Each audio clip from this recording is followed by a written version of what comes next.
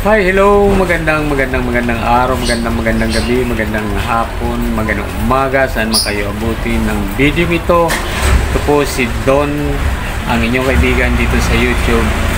Maligayang Pasko sa inyong lahat. Isang napakalungkot na balita sa mga fans or mga tagahanga ng Katniel na umano ay break na daw ang dalawa. Matutuwa ba kayo o malulungkot kayo sa balitang ito na halos 11 years na magkupol itong sina Daniel at Catherine Bernardo, na ngayon po ay laman ng mga balita na sila po ay split na raw. Hiwalay na po sila. Yun po ang mga balita ngayon. Di umano, disclaimer lang po. Ito po ay atin lamang napabalita sa mga dyaryo, sa mga television at sa mga radio at maging dito sa social media. Nabasa natin na mayroon po silang pagkakaiba o mayroon silang differences.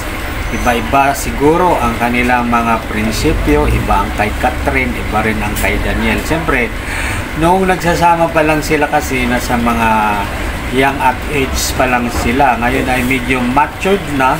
Siguro may mga changes sa kanilang mga feelings, sa kanilang mga attitude, sa kanilang pagkatao. Siyempre, kapag ika nga ay ang isang relasyon ay nagsimula sa batang bata pa, siyempre mga bata isip pa yon. Pero pagdating ng maturity kasi may mga changes sa kanilang relasyon, ang kanilang pag-uugali. Siyempre bigla na lamang parang iglap mata na parang mayroong kakaiba sa kanila.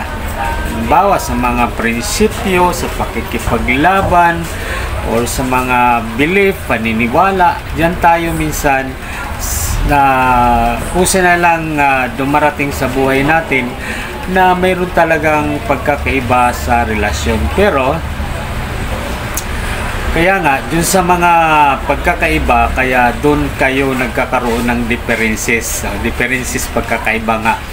Ito nangyari kina Catherine Bernardo at Daniel Padilla, na talagang nasa 11 years na daw ang kanilang relasyon, na talagang tahimik silang nagsasama, nagmamahalan, at sabi nga ni Catherine ay talagang nagbigay ng joyful ang kanilang relasyon sa kanilang pagsasama sa isa't isa. Ngunit sinasabi ko na nga po sa inyo na may mga pagkakaiba kapag maging matured na ang isang relasyon. Siyempre, nagmula sila sa bata. Kapag bata pa kasi, bata isip pa yon, ulit na naman po. Kaya kapag nagkaroon na sila ng prinsipyo, magkakaroon na sila ng paniniwala, panindigan sa pagdating ng maturity, ay doon na po nagkakaroon ng pagkakaiba. So, ang relasyon po, ang pagmamahalan ay unti-unting magkaroon ng lamat, lalo na kung ang isa ay side sa isa at ang isa ay side naman sa kabila. Naalala ko yung mga kamag-anak kapag nasa yung sa mga, halimbawa lang to disclaimer lang, halimbawa sa mga politics na minsan ay ibang pinaniniwalaan ng isa naman ang sa isa.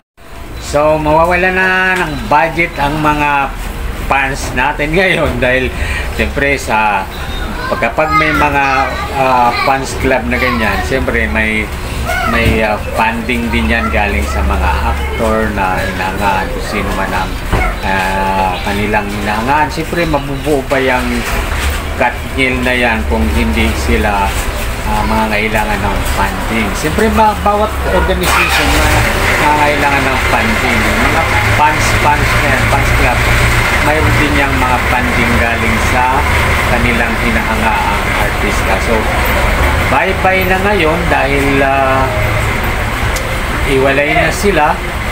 ay wala na tayong magagawa dyan, di ba? Yun na nga, mawawala na kayo ng budget, mga fans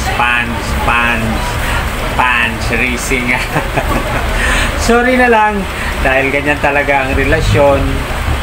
Kung hindi na kayo bibigyan ng funding galing kina Katniel, ay wala na kasi break up na sila. Okay, yun na po ang pag-uusapan natin. Maraming salamat hanggang sa muli. Sana po ay inyong panoorin, subscribe at pakishare po ninyo ang ating usapang Katniel break up, hiwalayan, wala nang forever. Bakit kaya? Abangan sa susunod. Ito po si ang inyong kaibigan.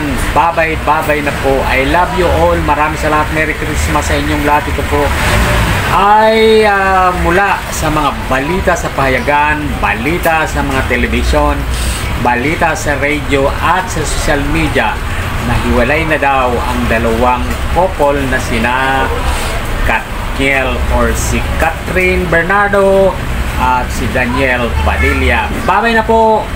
Adios sa inyong tanan. Ang gugma o kalipay unta kana kanatong tanan. Babay na po.